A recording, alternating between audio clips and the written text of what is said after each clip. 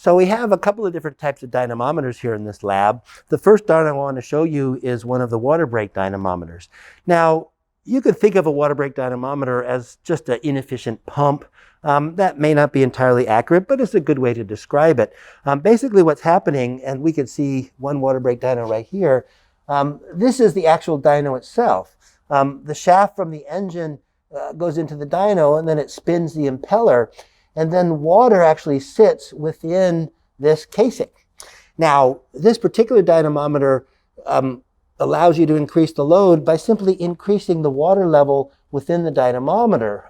Rather than really being an inefficient pump, there's a series of discs in here, and as those discs rotate within the water, it dissipates the energy that's being produced by the engine itself. So as we increase the water level, then you've got more water for the discs to flow through, and that is allowing you to produce more load and thus more power.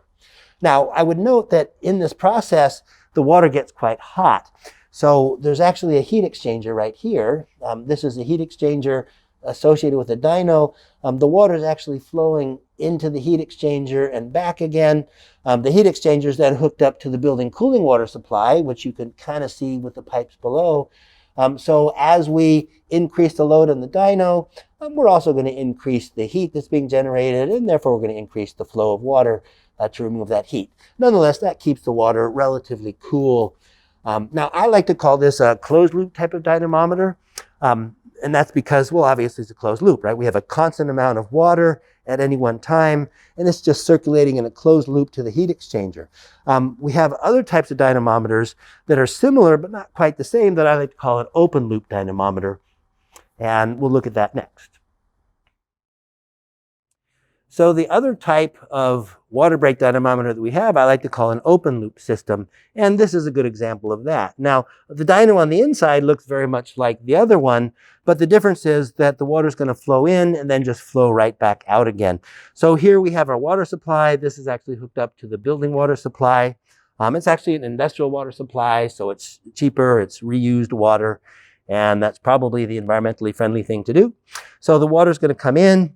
It's going to go into the dynamometer, where it's going to provide the load for the spinning disc, if you will, on the inside of the dyno. And then the water is just going to come out, and we just have it go right into the floor drain below.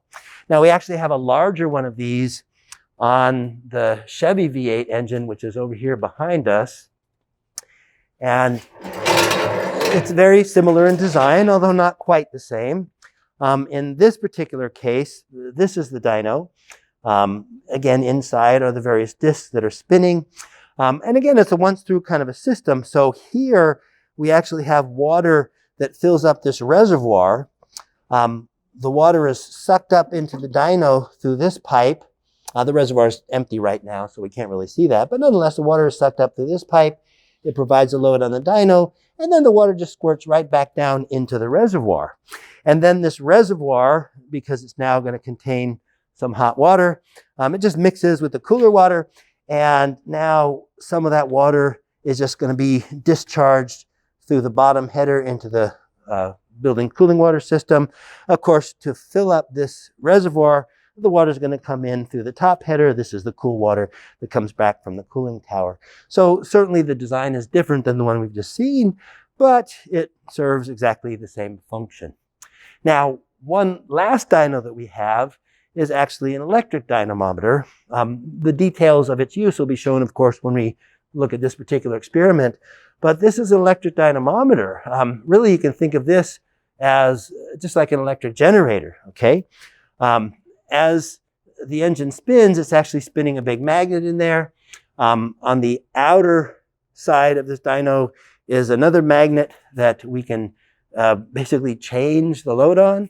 So when we make adjustments on the inside, that changes the magnetic field, and the magnet connected to the shaft, now moving in a different magnetic field, is going to be able to provide more load or perhaps less load, right?